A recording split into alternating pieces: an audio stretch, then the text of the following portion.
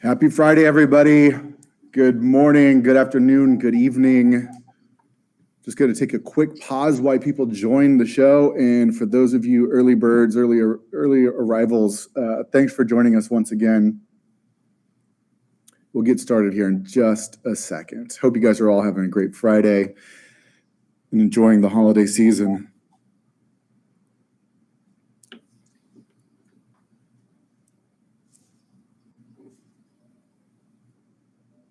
All right, looks like we're starting to load up pretty quickly here. Hey everybody, it's Gabriel. If you couldn't tell by my voice, you might be sick of hearing my voice. Maybe you're not. I hope you're not. But thanks again for joining us for another in our series around putting generative AI to work with automation. Today, I'm really excited to have a special guest host. You guys might remember him from some previous episodes. Mark Goodair, who leads our COE here at Automation Anywhere, a good friend, a trusted ally, a guy way smarter than me that I depend on to get my job done. Mark, welcome back. How are you, sir? Doing fantastic. You can't tell because it's audio, but I'm blushing after that introduction. Always a pleasure, my friend. I'm going to, by the way, for those of you listening, if you go to the YouTube channel and go to the Imagine playlist, Mark joined us at the Imagine studio. And so it was Micah, myself, and Mark. And Mark, we had not only an insightful conversation, but we had some fun too. It's a fun, probably 10 minutes. Cool. I encourage you guys to check that out. That was a good time. And I look forward to doing it again, Mark. I think I ate some space food on that session. That was interesting. That's right. I forgot about the space food. That was a good time. By the way, shameless plug. This is early in the show for us, even for me. Shameless plug. We are planning Imagine right now. Super secret insider knowledge. I'm not going to give away too much, but here's what I'm going to say. Plan on attending, and you can see Mark eat space food maybe, or maybe something else. I don't know. We'll do like the hot wings challenge or something like that. But also in the hot seat today, maybe not the hot seat because he's super cool. Our friend Todd Foley is here from Ladonia. He is the CDO and CISO at Ladonia. We had the chance to chat a little bit when we were at Imagine as well. Full of great insights, great stories of customer success. And so I'm really excited to welcome Todd to the show. Todd, how are you? I'm doing great, and thank you for having me. I'm a little upset, though, that I didn't get any space food. You know what? Yeah, it's. I'm going to blame the producers. The producers can't be heard right now, but I just got to pass the buck somewhere. Even though technically I was the producer, so don't be too upset, Todd. It was not as great as maybe it sounds. I don't know how it sounds, but yeah, you didn't miss much. Yeah. It was candy, wasn't it? It was like space Jolly Rancher and some other things. It was flavored styrofoam. Yeah, flavored styrofoam. There you go. But Todd, we'll make sure we get you some. Mark's in like Spaceland right now down in Florida, so maybe we can go find some for you. Awesome. So Todd, tell us a little bit about you, Ladonia. What do you guys do? What do you do? Yeah, so Ladonia Technologies is a hyper-automation consultancy. We do automation, analytics, and AI work with our clients. I'm the Chief Digital and Information Security Officer at Ladonia. So Mark and I were talking just right before this call, but we talk a lot anyway because Mark's helping me with some really cool stuff we're building internally. I'm really interested in, and I imagine the audience is as well, in this idea of security, privacy around generative AI. That seems to be, I might be over-exaggerating, but it seems to be the major sticking point in people putting AI to work. So I'm just curious at a high level, we'll dive into it a little bit later, but at a high level, what's the sort of level of, I don't want to say fear, but trepidation and concern around security, and when you're in conversations with your clients and prospects, like what do those conversations look like right now? Yeah, I think that's a fair assessment of what's going on in the marketplace. I think all of our clients are at varying stages of figuring out, what guardrails do they need to put in place? How do they leverage what everyone thinks and believes is going to be a transformational technology in a way that doesn't jeopardize their client information, their confidential information. They want to make sure that they empower workers, but don't do it in a way that turns into some sort of Wild West information dissemination thing where they maybe lose everything they hold dear. I think, it's just so transformational and so immediate for people that they feel, okay, we gotta stop and figure this out. So it's not so much fear. It's just everybody is working with some sort of exploratory project, some sort of committee around ethics and security, and they're trying to wrap their arms around how they can best use it productively without risk. I think, it doesn't help that in the media there's a lot of the sort of Skynet stuff and people talking about artificial intelligence taking over the world and destroying humanity. But I think it's more just a pragmatic approach to something, making sure that as they embrace new capabilities, they do it in a practical way without security risk. I got a question really quick on this, just a follow-up. Is that any different, though, than any other time in sort of like these moments in technological innovation where IT and C-suite and decision makers are looking at implementing, like say it was moving to the cloud, which is still happening really, or even starting an automation program? Like it seems to me like sort of the core fundamentals of your assessment and precautions and those kinds of things are similar, or no? Are they different now? They're not just similar. In a lot of cases, they're exactly the same. I think what's different is that most people don't feel that they have complete control over it now and can do things in a measured way. Because a little over a year ago now, with the ChatGPT announcement and with the offerings that are out there, everyone has access to this capability just through a web browser, right? And I think, especially with remote work, the ability to totally lock down what people do really isn't there anymore, at least not in the same way. It's why we're seeing things in the security space like the rise of the enterprise browser and other techniques trying to address this overall challenge. But what's different is that it's already out there. So it's not just, a measured standard new technology introduction. It's also, how do we surround something that we know we don't have full control over now? Yeah, it's interesting, Todd. As you're describing that, I was just thinking of what's happened with some of these other technologies. It always seems like that the change happens so fast, and there's always this period of kind of frantic reaction. Exactly like you just said. It's like the chicken has left the coop, whatever your analogy is. The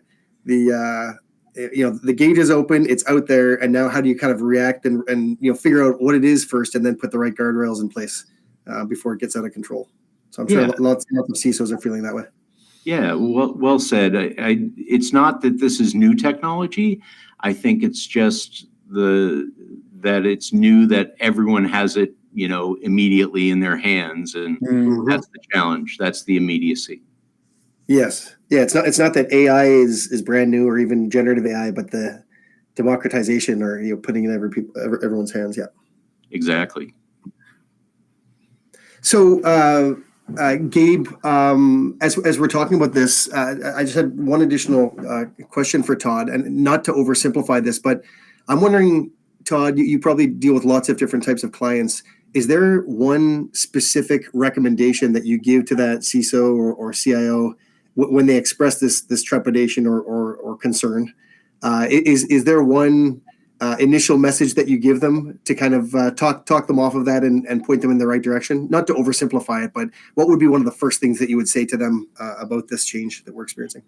Yeah, I think we've had a lot of success at clients who were, still in the exploratory phase, at bringing them practical benefits, in particular of generative AI, by having them use capabilities that they already know well, that they already have good security controls on, and that provide contextual security around the use of generative AI, with the fundamental idea that you want to make it easier for people to consume this in things that you do have secure, than to go around or try and use some kind of workaround to get beyond limits that employees might see as unreasonable. One of the stats in the security industry that people talk about a lot is that somewhere between 2/3 and 3/4 of employees admit to violating some kind of security policy if they feel it's improper, it's impeding their way to work. Not maliciously, just Right. They might turn off their VPN while they're working from home, or their VDI connection, and go and use a Bard or Bing for generative AI, and then connect back up. And they don't think twice about it. It's become kind of commonplace for things like that to happen. So I think the right approach is to make it easier for people to use things the way you want them to. And we work with clients to use generative AI capabilities within the applications they already use. We use AA to be able to build things that also address the risks people see, like the fact that AI may give you the wrong answer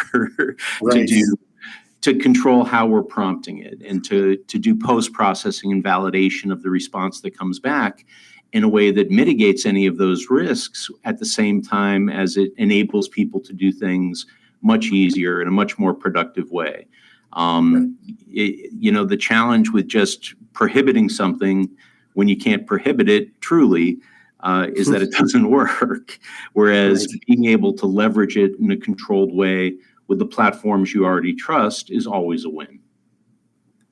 Right. That's a great point. Mark, from your perspective too, as you were thinking about from a COE perspective, we were building automations, been doing that for a while, but as you're thinking, what were the parameters and what was the approach from your perspective and the team's perspective to be able to Todd's point, empower us at Automation Anywhere to leverage the technology? What were some of those, what's the short list that you would recommend? Yeah, just real quickly, I think this is totally in line with what Todd's been saying, but I think what we found was we were going to have to go as an organization, through this learning curve, where we went from, our heads spinning around saying, what is this? It looks cool, but what is it? Trying to kind of get our arms around it, and then kind of mature. I think one of the first things that was really awesome was just setting up a secure environment where people could play without all those risks that Todd was talking about. So just setting up some secure instances of these models so that we could start to build the key muscles to make this thing work. The things like prompt engineering. That was one of the most important things we did, because it just meant that you could go through the learning curve without the risks that Todd was mentioning. So I think that was a huge one. And I've been doing that. And to your point, that comfort level, and Todd, I think you bring up something interesting too. I was talking about something, a different application to somebody, but this idea of if you make it too difficult, but the demand is there, they're going to find a way. Yeah, and it's probably not going to be within spec, right? Yeah, well said. I think there's a tremendous opportunity to really leverage this technology in a powerful and impactful way. And we see every day new use cases come up and new ways we can apply these technologies. Mm-hmm. But if you take something that's that useful and you don't create an environment where people have access, you run a lot of risk. Yeah. So really quick, I just want to remind the audience, this is meant to be interactive. Raise your hand if you've got a question. We will do our best to get you in here, and you can ask and chat live with Todd and Mark. As I mentioned, they probably have more knowledge in the tip of their pinky than I do in my whole dome. But it's okay. That's why we're here. So yeah, please remember, it's interactive. Raise your hands and ask your questions. So guys, in light of some of the things we just talked about, we can go into further detail on that. But when we talked about when we talk about the practical application and solutioning of it, one of the it's in the title, I guess. But we want to talk a little bit about Automation Copilot, #shameless plug. We've already got 2 shameless plugs and we're only 15 minutes in. That's a record. Yeah, I'm cooking. It's the holiday season. No, but I think it's interesting to just understand from a usability perspective, I'm a huge fan because I am like such a simpleton when it comes to technology. Like, it's made my life so easy to use automation. But from a CISO perspective, from a C-suite or IT leader perspective, there's the piece of enabling, the enterprise to be able to access automation, which makes everyone better and happier. But let's talk a little bit from like the governance and security perspective and what that enables. Todd, give me your sort of thoughts on the idea of like the automation co-pilot and maybe some of the work you're doing with clients from that perspective. Yeah, I think the foundational piece is make sure you understand what you're accessing, make sure you've applied all of those standard fund contractual third-party risk things to it, and do it in a secure way, right? So we leverage our clients' agreements, whether it be Amazon or Google or Microsoft, to make sure we're using specific API keys that were within the contractual privacy and DPA agreements that are already in place. And that just the connection itself and the work that's being done doesn't turn into public domain so that prompt information doesn't end up reusable or part of retraining models or things like that. We also work to make sure that what we're doing incorporates authoritative data. So very rarely will we use generative AI alone, I guess is the way to say it, meaning we'll use RAG or we'll be pointing at data or documentation that's known as authoritative, and we'll build that into the work we do with the automations. For Copilot, we're using right from the get-go, it's just the model that's used in development with Copilot. We're using one of the key elements of AI validation, which is human validation. We don't generate the automation and roll it into production.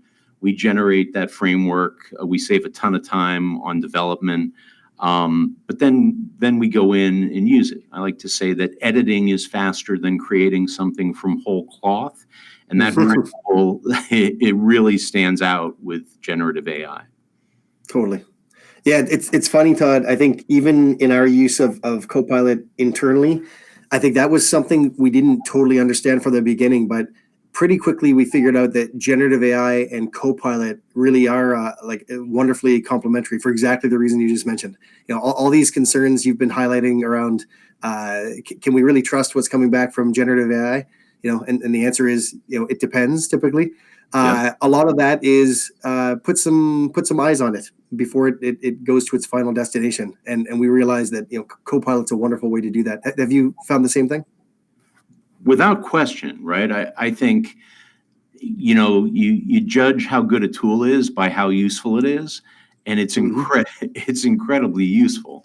The fact that it can actually create what would otherwise take even a low-code development environment a fair bit of time, to have that be your starting point instead of from scratch is just a huge win. I think, Automation Anywhere in particular has really done well with ease of and low code, but there is nothing more powerful than, I'd like to automate sending out meeting notes from this transcription tool to my to this team every Monday at 4 p.m. after the meeting. And it gives you the automation. You don't just publish it. You go in, you've got to supply the right credentials. You've got to be able to tweak a few things. But what might have taken me, not a complex thing, what might have taken me, an hour or two is all of a sudden, a 15-minute thing. That's a material impact on the life of a developer.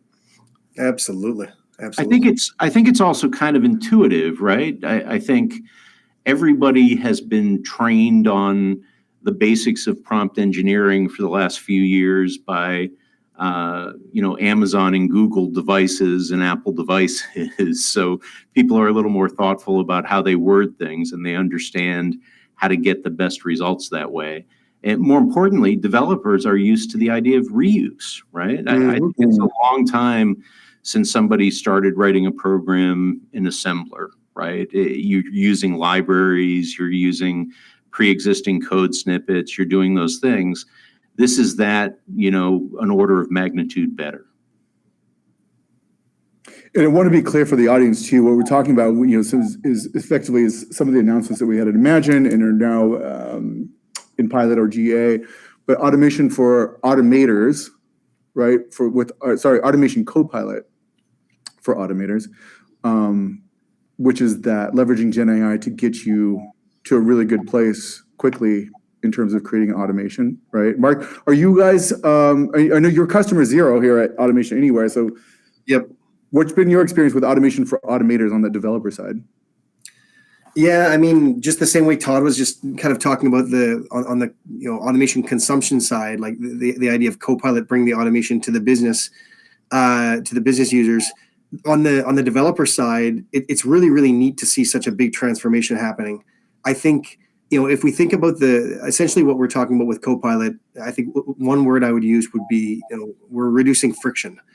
On the consumption side, we're reducing the friction it takes for the business to get their work done. On the developer side, there can also be friction. If you think about what those friction points are, some of it is just the learning curve of understanding the technology and what are the right actions and packages I should use to build this automation. All of a sudden now, developers, including within our team, within the Center of Excellence, all of a sudden they'll be able to use natural language. They can describe what they're looking for in terms of that automation, and they don't have to know what actions to drag and drop. They're just going to appear. Which is really, really powerful. And it's neat, Gabe, and Todd, because it's an example of really leveraging all of this experience we have as an organization, automating processes across so many different business domains and verticals and systems, harnessing that and really being able to intelligently produce an automation just based on natural language. Just tell the Copilot what you want to build. It's what I wish I'd had years and years ago. I like what you're saying about friction too, because it's not just making it faster to do stuff. That reduction of learning curve is a big deal, but for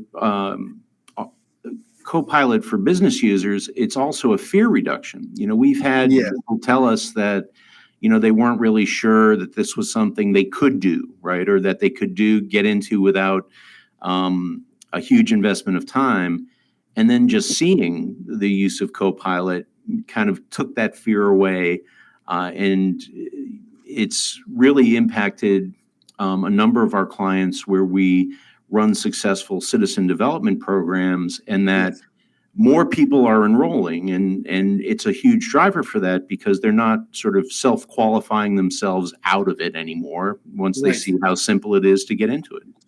Right. No, and Todd, we're looking at it the same way internally with our citizen development. I mean, I know maybe this sounds funny, but I think it's nice that people also enjoy their work. And as a citizen developer, if you're going through the process of building an automation using Copilot for automators, I think the experience itself is going to be fun too. I'm not saying that it's not fun to build automations already.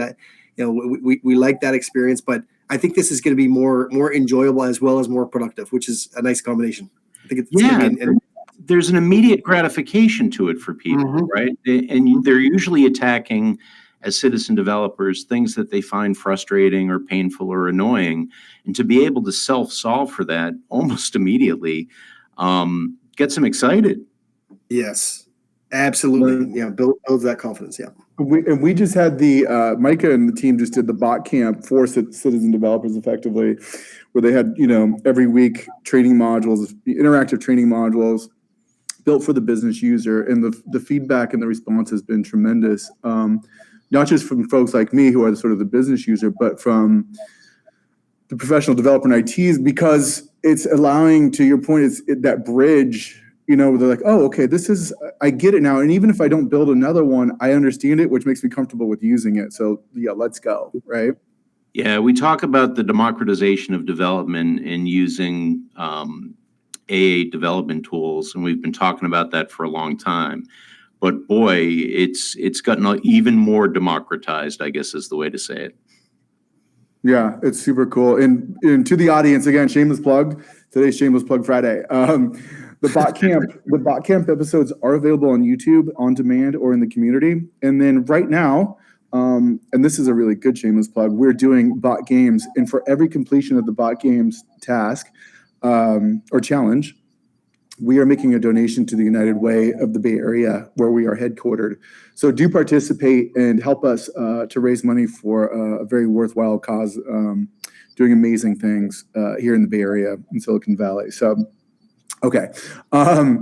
We talked about Copilot for automators, Copilot for business users, but more specifically, Todd, what kind of use cases, what kind of customers are you working with? What kind of problems are you solving with Automation Copilot? Yeah, we're seeing it useful kind of universally across verticals, but we have a ton of financial services, insurance, and healthcare clients. And there's some specific use cases across those industries that just seem to be huge and immediate wins, right? There's something that's kind of universal that we just call indexing, but we see it a lot, especially in financial services, this idea that there's a group email inbox or distribution list where teams of people kind of triage email as it comes in. They've got to figure out what the email's about, what the attachments are, and then they've got to put the attachments in a document management system or route things appropriately or key data into some system. And being able to read those emails, summarize their content, use document automation to read the attachments, extract that meta information, key things into systems for people, handle those things that literally would take a large number of people, depending on the volume, a whole lot of time to do something that's less than exciting. To be able to actually attack that in an impactful way with Gen AI is a huge win right across the board. We've seen also being able to augment kind of traditional document processing workflows. In particular, in insurance, we do something for broker commission. We had one client who was able to automate entirely and repatriate, we call it. They had outsourced it to a third party, pull that back in and use automation to address it. Did a couple of things, the biggest of which was for them, it eliminated an 8 million run rate with their outsourcer, but also it eliminated the errors, right? And the team that had to be in place to monitor for errors and all of those things. In healthcare, we're starting work now with a client around something that's going to give providers a lot more patient-facing time and the ability to see more patients by working with the data that's collected during a visit to create the initial patient visit notes, so that not to be the notes, but to put that up in front of the provider so they can edit it or approve it immediately after they validated it, and save, in some cases, 3 minutes, 4 minutes per patient, if not more.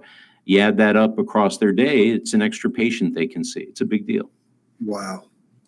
That is a big deal. And we've heard, with some of our colleagues here and speaking to some of our healthcare clients as well, going back to the sort of skilled worker shortage, the staffing issues in healthcare in particular, and then they've got to see the patients, and then they've got to basically do 2 hours of paperwork at the end of the day or whatever it is, which is a burden on the individual, the professional, and just makes it harder for them. But also, to your point, it takes away their time with the patient doing stuff, to help the patient. I mean, obviously the notes are important, but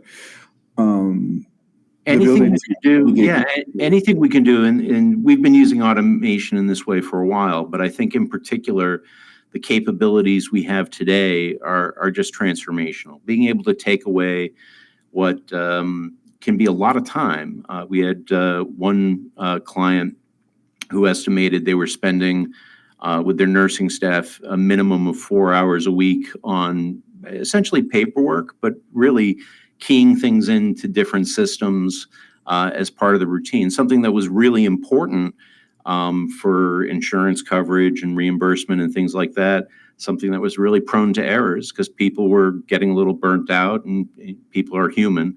And being able to really change how much time needed to be spent, to make that easy, to get rid of the things that were just relentlessly frustrating for a team that was already overworked, was just such a huge win, right? When we can do those kinds of things, we get excited about it. Yeah, absolutely, and you should. That's great stuff. Let me ask you this: in the spirit of the holidays, any big gifts that your clients have received in terms of ROI, in terms of time saved? Like, is there any quotable sort of objective numbers that jump out at you? Yeah, it's interesting. We recently did a survey of about 80 of our clients. We work with them all the time on not just scaling their hyperautomation initiatives, but also being able to be transparent with the business about those initiatives, to get business involvement, to validate that what they're doing is having an impact. And with our clients' numbers across those clients, uh, we found that we'd had over 750 million in impact to those clients through revenue generation, revenue acceleration, cost avoidance, error and risk reduction, the kinds of things that, if you look at holistically and then you get the business to validate, are really impactful in helping people understand just how important this transformation can be. And I'd have to say that 750 million is a pretty good Christmas gift. It is indeed. I think it's interesting, by the way, something you just mentioned and something we're talking about with our customers that we're starting to sort of explore more, because it's this idea of business value generation. Like, it's not just sort of cost avoidance or cost saving, et cetera, which are all great. But this idea of being able to free up resources to be able to do that, to create more value. Yeah, I think It's sort of a different lens, right? I think people who work at a company provide value to that company, right? Mm-hmm. And when you look at what automation can do to make them more productive, it generally can make it that each employee then provides even more value to the company, right? Mm-hmm. I think if you apply that and you look at every automation through the lens of, what do people do? What are they doing? What are they doing that creates value? They're not just a cost, and they're not just on an assembly line as a rule, right? Real Right. robots took over assembly lines a long time ago, but being able to take people who are thoughtful, who may have long tenure with the company, who have tremendous skills, and allow them to really focus on the things that are important is a game changer. And if you can look at things not just from a cost reduction standpoint, but from a revenue acceleration or generation standpoint, you can truly start to measure that impact. And I think that's key, right? Is that you look at this type of capability the same way you look at your best employees, right? The value to the company is not just that they sit in that seat. So really quick, just staying on this thread. Oftentimes we talk about, okay, say Mark from the COE perspective is like, okay, let's scope this and do a BRD and make sure that it fits the parameters of whatever ROI, whatever. How many of your conversations now? It seems like there's a bit of an evolution in the conversation where you're sort of thinking from that lens, Todd, that you just described. Like, how are are you having more of those conversations from that perspective, or have you always done that when you engage with a leader looking to automate or implement automation? Is it a newer conversation when you're talking about value generation and value creation versus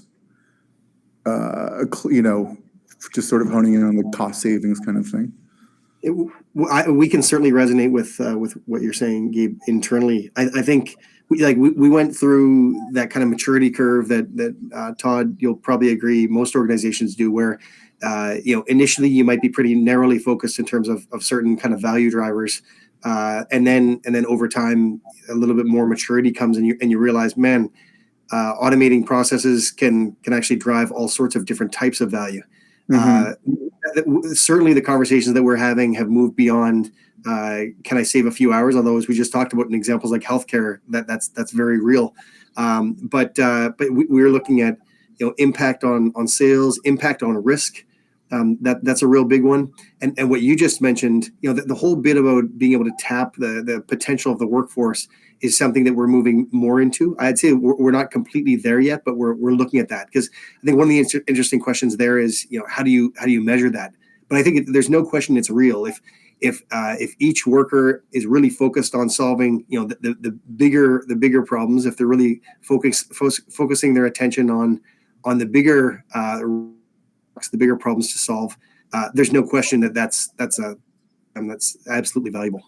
Yeah, Mark, well said. I think it is a maturity thing. If you look at kind of the customer journey, right? Everybody starts out at least trying to capture what they might consider soft costs at times, right? But what we found is as we work with our clients and we build showback and chargeback models, there are about 50 KPIs with some variation by industry that we start with, and then we look to quantify them in a way that is validated by the business. There's only one number that ever matters for what the return on investment is.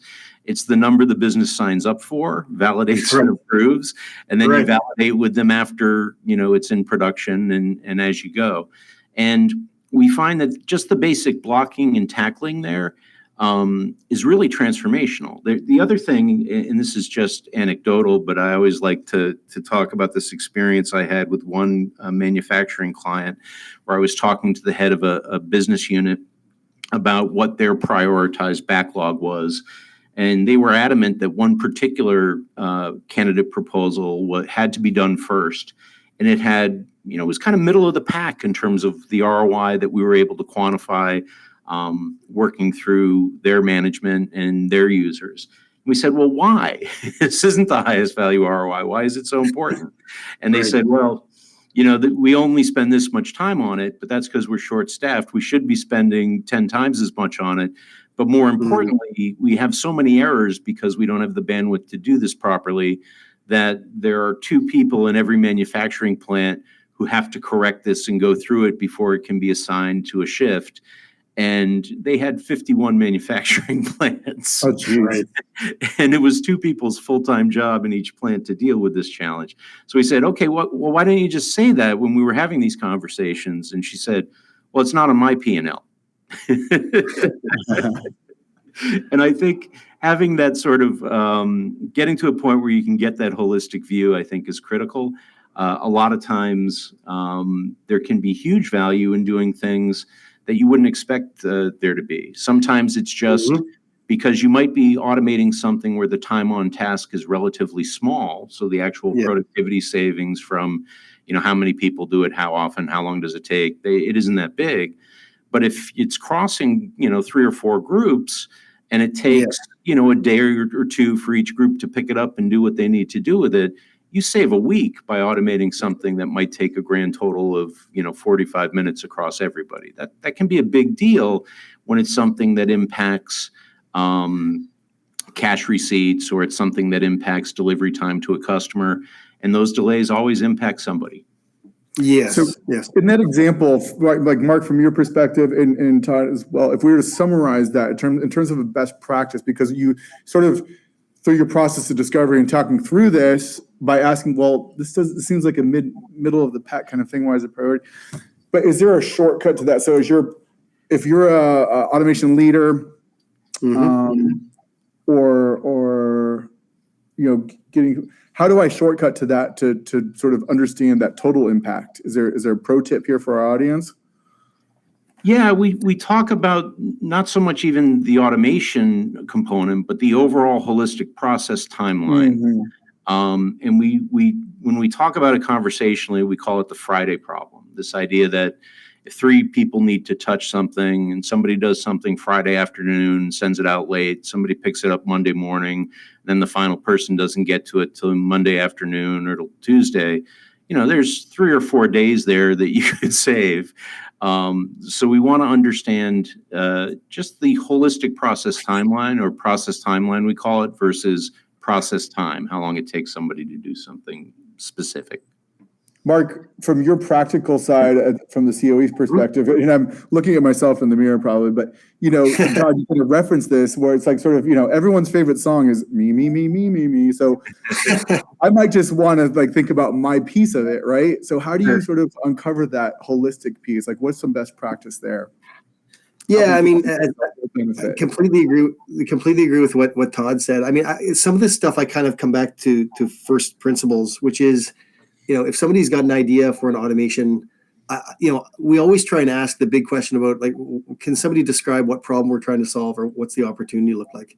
We really try and train ourselves within the COE to ask that question and try and detect the ideas that are, I'm going to say, half baked.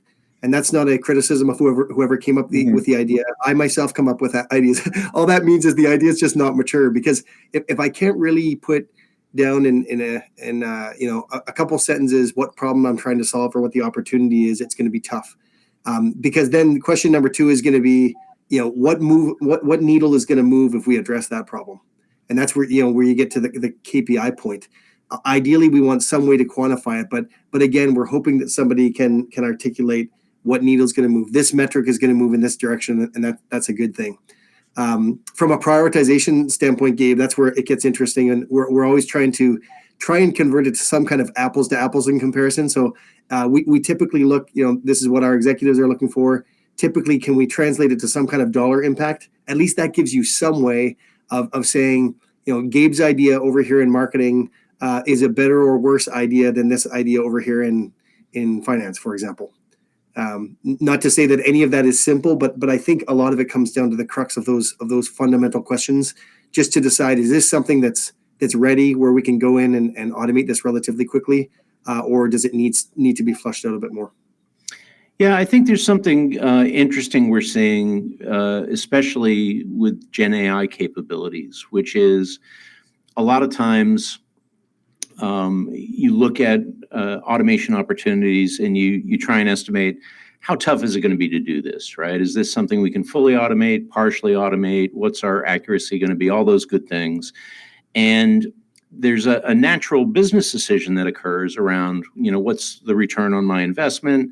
How long is this going to take? Do I have the resources for it? All of those things. And what we're finding is that Gen AI changes that sometimes significantly for those things that were too tough to do before, or would take too long to do before, or were things that maybe historically we started off with task automation, and even if now we're pursuing longer running process automation, there's still that calculus that says, okay, there's a lot here that's completely undocumented, inherent knowledge, human decision making. Yeah, we could tackle it and do something hybrid between attended automation and full, but this is bigger than a bread box. Let's try and break it into pieces. We're finding now that, especially with Gen AI, some of the really tough stuff that would have to require a lot of natural language processing work, or things that required a lot of external activity, even some of the classic sort of web scraping cases, we can do a lot faster now with Gen AI, and still keep it within the guardrails of a well-constructed and defined automation with all of the security that we have around it. And we're finding the biggest benefits right now. There's kind of like a huge uptick in ROI in people's backlogs, as they say, that thing we thought we couldn't do, or it was going to be too much of a pain. Boy, we can do it now. Let's hit it. I think you're hitting on something that I think is probably one of the understated pieces of this whole generative AI with automation thing. I completely agree with you, Todd. I think people that have not experienced it are generally stunned with the time to value, which obviously impacts that ROI. It's not what people think it is. If you said we can deliver a solution for that 5 years ago, all we need to do is train a model. Just using that language, people would have said, "Oh, this sounds like a 12-month project." Yeah. That's 12 contextual machine learning models. It's 4 unattended and 5 attended automations.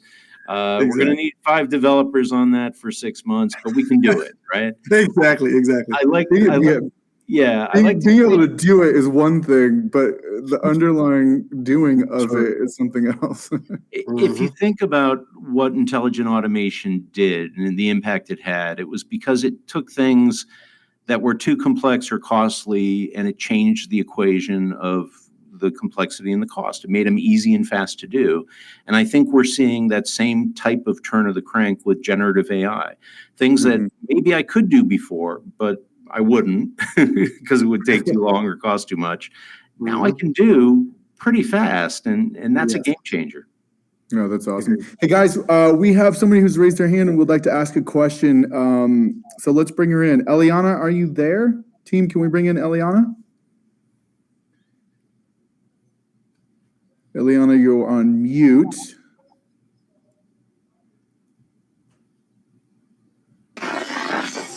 I'm particularly interested on automation, on software development, and on technique using intelligent processing on writing code.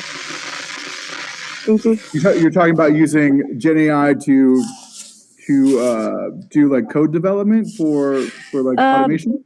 Yeah, I would like just to have some suggestion because I'm scared about some security issue on automatic generation of code by some intelligent automation because it's easy to generate, so it's easy to force this kind of code. If you can clone it, I'm interested on this topic. Thank you, guys. Yeah, thanks for joining.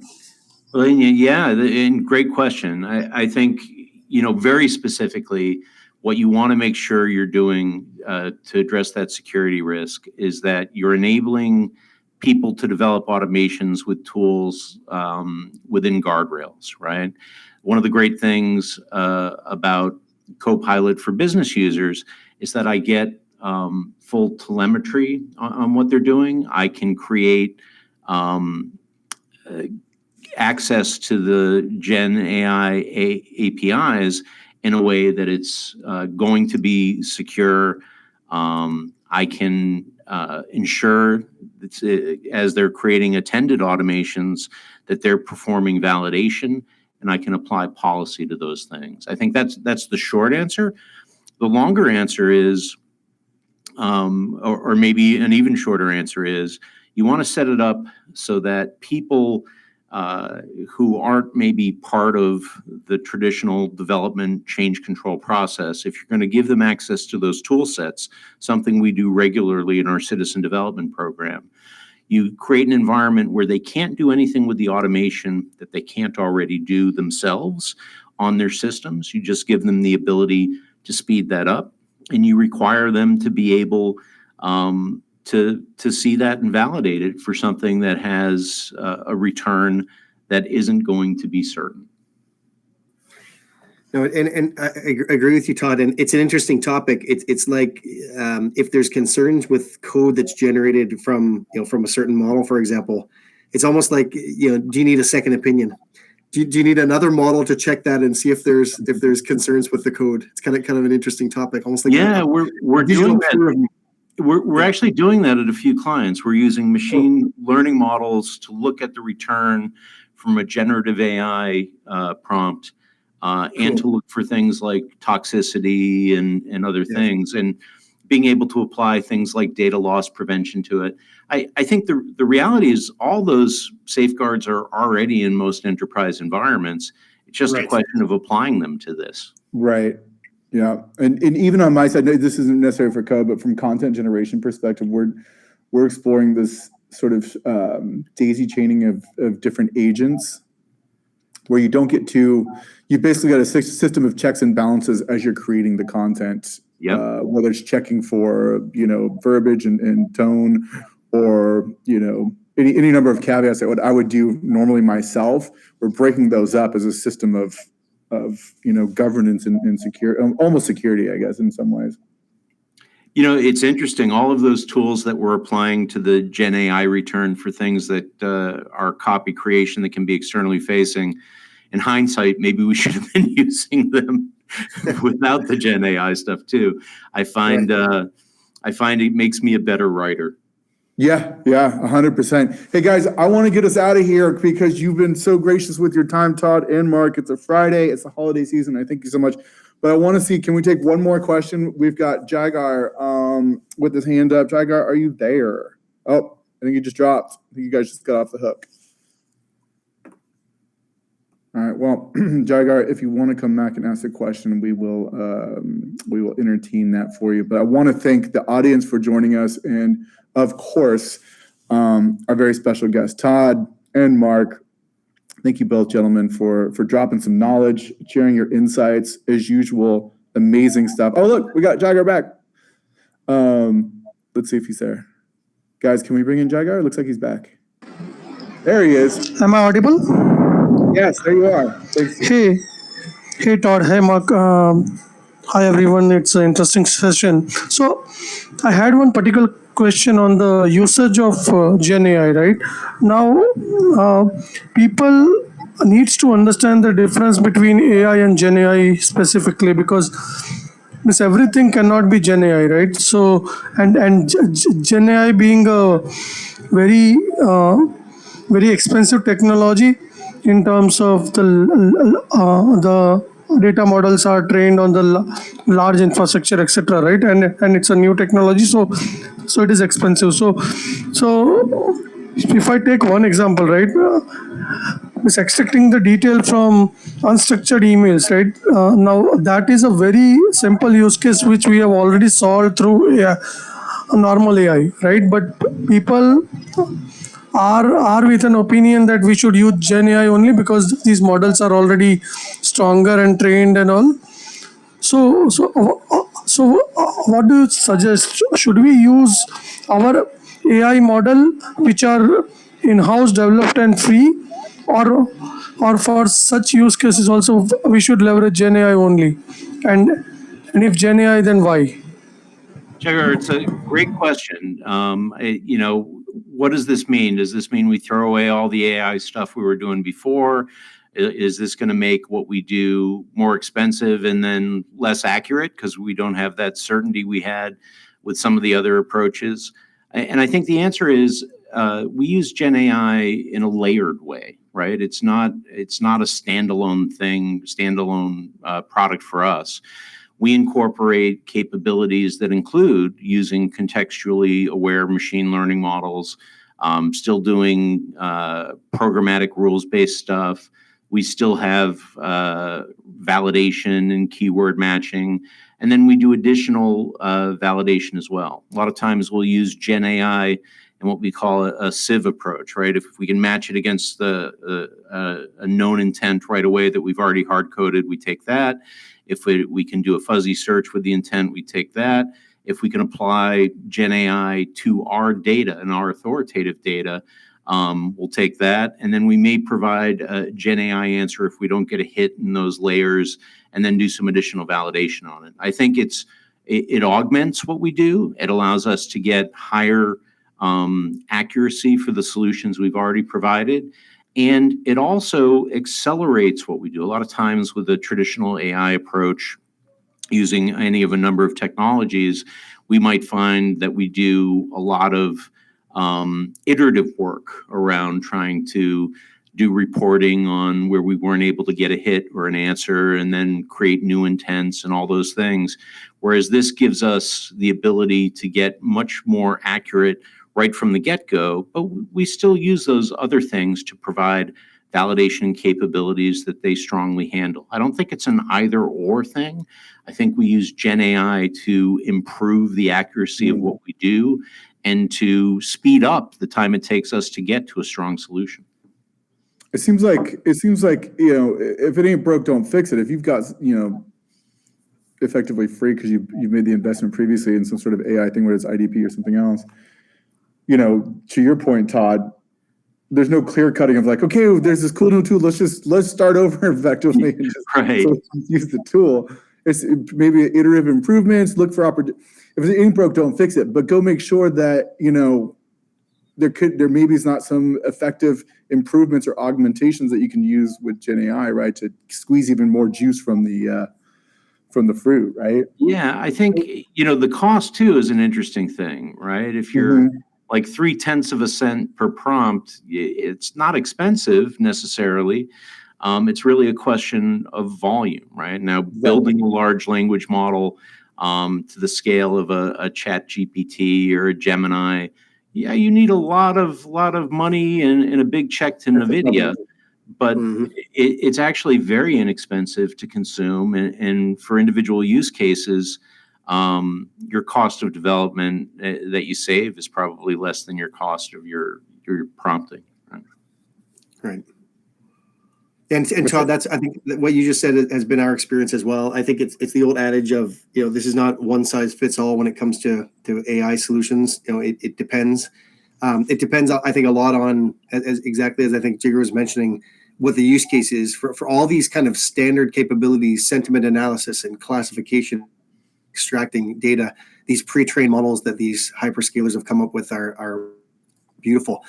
All of our organizations will also have really highly specialized use cases where those standard models might not fit the bill anyway. You might actually need to have a pretty custom trained AI solution. Yeah, those other technologies still have their use. They're not supplanted by Gen AI, but Right. it is another layer. It's one that if you embrace it, you're going to see some great benefits from. But being able to manage Gen AI, the same way you'd manage a machine learning model library or use of SageMaker, it's just a requirement going forward. Agreed. That's good stuff. Hey guys, I know we're getting at the top of the hour here, and I want to get everybody out of here. And again, thank you for joining. But quick shout out, by the way, I see Stephen Hermerka in the audience. Stephen, what's up? Shout out. I just wanted to give him a shout out because he was. I follow him on LinkedIn, and he's been posting and supporting the previously mentioned bot camp and the lessons there, and helping to sort of evangelize and help people understand and learn and participate in. And he's a pro, right? But I think others in the audience here too, have found this idea of bridging that gap for the business users like me, and others in evangelizing and in helping to democratize the use of this intelligent automation, whether it's via ACP or Automation Copilot or whatever. But Stephen, just want to give you a quick shout out and say thank you for your support. Anyhow, gentlemen, amazing conversation. Really appreciate it. To our audience, thank you again for joining us. Todd, thanks so much. Yeah, thanks for having me on, and have a great weekend, guys. Yeah, we'll look forward to checking in with the new year and see what else, what other cool things you guys have been working on in this space. I mean, like I said, and I encourage the audience too, as usual, if we didn't get to your question, if something comes up that you're thinking about that we didn't, I encourage you to connect with Todd, with Mark, even me, and we'll get you, we'll try to do our best to get you an answer or find the person that can get you an answer, because we have a pretty strong network here of smart folks. So thanks, you guys. With that, happy holidays, everybody. We'll see you in the new year. Or audio, what do you say? We don't say see you. We'll hear you. Hear you soon. Well, I got to figure out my lingos here. I'm still not like a pro radio jock, the podcaster. I'll work on it over the holidays and come back stronger, you guys. But thanks again. We'll talk to you all soon. Cheers, everybody. Happy holidays, everyone. Cheers. Thanks, guys. Thanks, Todd.